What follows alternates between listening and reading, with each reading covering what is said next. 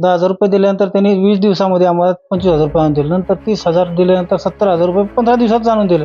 नंतर असं करता करता त्यांनी सगळ्याच विश्वास संपादन केला.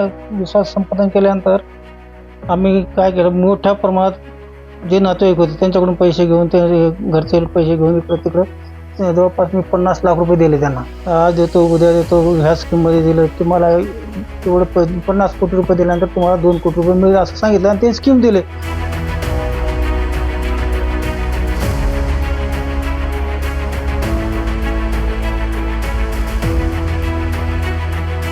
सर, विजय भानुदास शिंदे माझ्या हॉटेलवर येऊन म्हणजे शेअर मार्केटच्या नावाखाली खूप मोठा म्हणजे खूप हेच करून दिलेले आहे की माझे कमीत कमी 1 कोटी रुपयाचं मला फसवणूक केलेली आहे.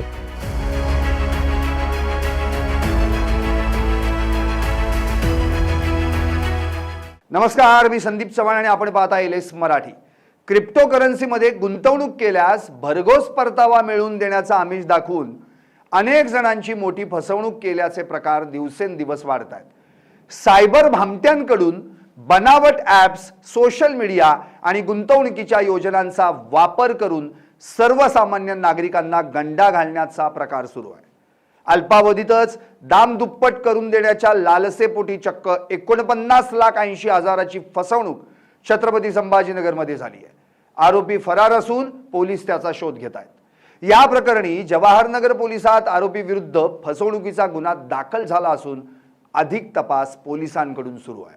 छत्रपती संभाजीनगर शहरातील न्यू शांतिनिकेतन जवाहर कॉलनीतील रहिवासी देविदास मोतीराम राठोड यांना दुप्पट परताव्याच्या आमिषानं विजय शिंदे नावाच्या भामट्यानं फसवलं. राठोड यांना तब्बल 49,80,000 रुपयांचा गंडा घातल्याचं उघड झालं. संभाजीनगरातील देवळाई चौकात एन एंटरप्राइजेस प्रायव्हेट लिमिटेड या नावानं विजय शिंदे यानं फर्म सुरू केलं होतं.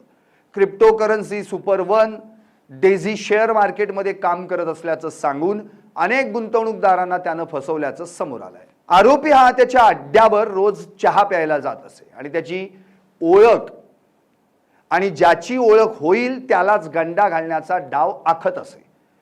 यातलेच एक म्हणजे देविदास राठोड. गुंतवणूक करायला लावणारा भामटा हा लोकांना कशा पद्धतीनं भेटत होता याचा उलगडा स्वतः फसवणूक झालेल्या व्यक्तीनं केलाय. पाहूयात. तर काय झालंय तुमच्यासोबत, काय घटना आहे?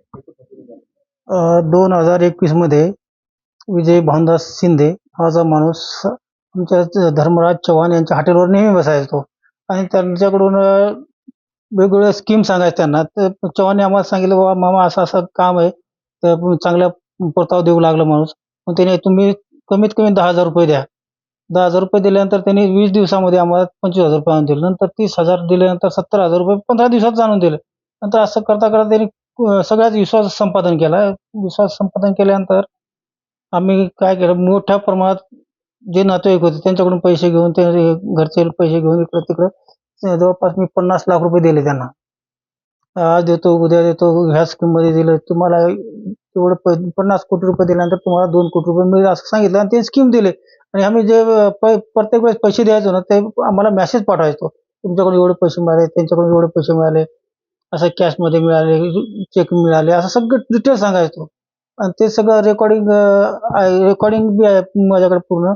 नंतर टेक्स्ट मेसेज द्यायचा, तो व्हॉट्सअपला द्यायचा, इंस्टाग्रामला मेसेज द्यायचा. असं करता करता त्यांनी पैसे घेतल्यानंतर आज देतो, उद्या देतो म्हणून नंतर काही पैसे देणंच बंद करून टाकले तेव्हा. नंतर म्हणे, मामा मी आता फसलो गेलोय, मला शेअर मार्केटमध्ये काही नफा नाही होऊ लागला, मी आज देतो, उद्या देतो, असं करता करता नंतर त्यांनी पळूनच गेलाय. तुम्हाला कधी लक्षात आलं की आपले फसवणूक? हे ज्यावेळेस त्याने आमच्याकडे भेटण्यास स्टार्ट करू लागला, फोन बंद करू लागला. नंतर म्हणे, बा मी आत्ता तुमच्याकडे काही येऊ शकत नाही, पण मी तुमचे सगळे पैसे देतो. जर ह्या दिवशी मला त्यांनी फोन केला, जानेवारीमध्ये फोन केला आणि सांगितलं, मामा मी तुमचे सगळे पैसे देतो, नाही दिले तर माझ्यावर तुम्ही केस करा, मी तुमची फसवणूक केली म्हणून. असं म्हणून त्यामुळं आम्हाला केस करावं लागलं. देविदास मोतीराम राठोड. आरोपी हा त्याच्या अड्ड्यावर रोज चहा प्यायला जात असे आणि ज्याची ओळख होईल त्यालाच गंडा घालण्याचा डाव आखत असे. यातलेच एक म्हणजे देविदास राठोड.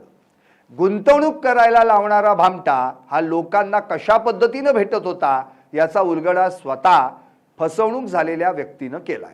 पाहुयात त्यांनी काय म्हटलंय. तर काय नेमकं झालंय तुमच्यासमोर प्रकार कसे घडले? सर, विजय भानुदास शिंदे माझ्या हॉटेलवर येऊन म्हणजे शेअर मार्केटच्या नावाखाली खूप मोठा म्हणजे खूप हेच करून दिलेले आहे की माझे कमीत कमी 1 कोटी रुपयाचं मला फसवणूक केलेली आहे. त्यांचे सगळे लिहिलेले आहे की त्यांच्या हँडरायटिंग की माझे मी चव्हाणकडून एवढे पैसे घेतलेले म्हणून. तर मला ते फोन यायचा, मी त्यांना त्यांच्या फोनमुळं मी एवढे दिवस थांबलेले आहे.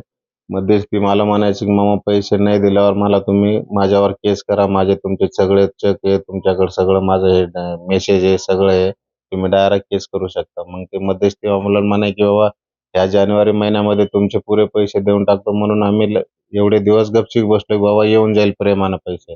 आणि काल परवा की पेपरमध्ये आलं की देवदास मामाने 50 लाखाची त्यांची फसवणूक केली. नंतर मग माझ्या पण लक्षात आलं की बाबा यांची फसवणूक झाली आणि सेम राठोड साहेब करेल ना तसं माझ्या संग झालेलं आहे. म्हणजे काहीच किती लाख आहेत? माझी 1 कोटी रुपयाची फसवणूक झालेली आहे. 98,02,200 रुपये काहीतरी आहे हँडरायटिंग मध्ये लिहिलेले.